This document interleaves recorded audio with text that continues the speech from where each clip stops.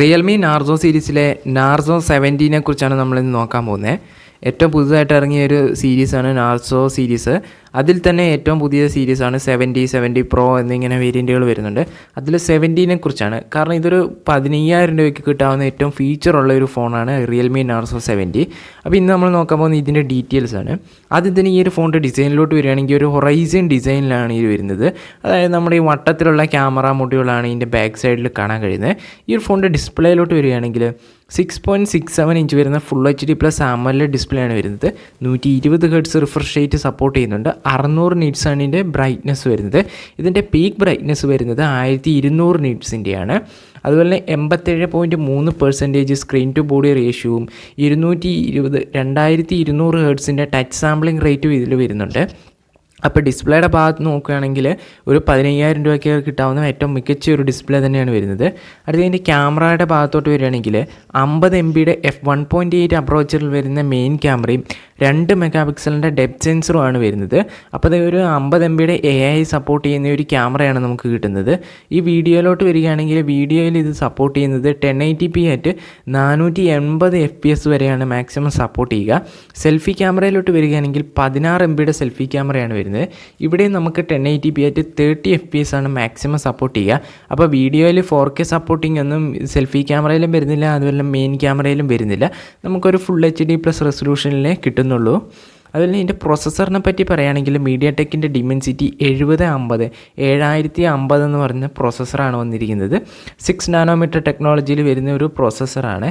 ഇതിൻ്റെ കോറുകൾ വരുന്നത് എങ്ങനെയാണെന്ന് വെച്ചാൽ 2 കോറുകൾ വരുന്നത് 2.6 GHz കോർട്ടെക്സ് A78 കോറുകളും, അതുപോലെ 6 കോറുകൾ വരുന്നത് 2 GHz കോർട്ടെക്സ് A55 കോറുകളുമാണ് വരുന്നത്.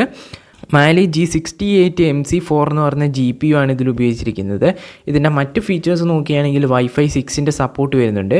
ഈ ഒരു ഫോണിൻ്റെ തിക്നെസ് വരുന്നത് 7.97 ഇഞ്ച് തിക്നെസ് ആണ് വരുന്നത്.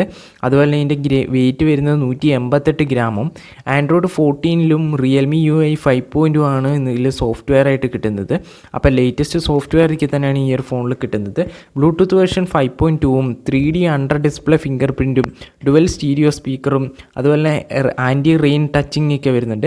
അതായത് ഇതിൽ വെള്ളം പറ്റിക്കഴിഞ്ഞാൽ ഈ ടച്ച് വർക്ക് ചെയ്യുന്ന രീതിയിലുള്ള പുതിയ മോഡൽ ടെക്നോളജിയാണ് വന്നിരിക്കുന്നത്.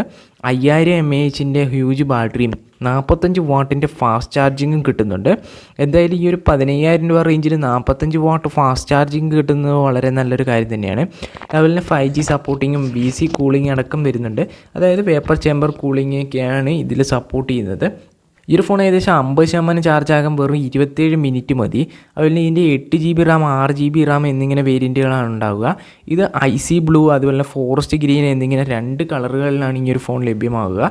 ഏകദേശം ഇതിൻ്റെ പ്രൈസ് വരുന്നത് 6 GB RAM 128 GBയുടെ പ്രൈസ് വരുന്നത് 14,999, അതുപോലെ തന്നെ 8 GB RAM 128 GBയുടെ പ്രൈസ് വരുന്നത് 15,999 രൂപയാണ്. എന്തായാലും നാർസോ 70 എന്ന് പറയുന്നത് ഏകദേശം നല്ല ഫീച്ചർ പാക്ഡ് ആയിട്ടുള്ള ഒരു ഫോൺ തന്നെയാണ്. അത്യാവശ്യം നല്ല പവർഫുള്ളായിട്ടുള്ള പ്രോസസ്സറും നല്ലൊരു ഡിസ്പ്ലേ, അതുപോലെ തന്നെ ലേറ്റസ്റ്റ് ആയിട്ടുള്ള ആൻഡ്രോയിഡ് വേർഷനും 3D അണ്ടർ ഡിസ്പ്ലേ ഫിംഗർ പ്രിൻ്റൊക്കെ നമുക്ക് കിട്ടുന്നുണ്ട്.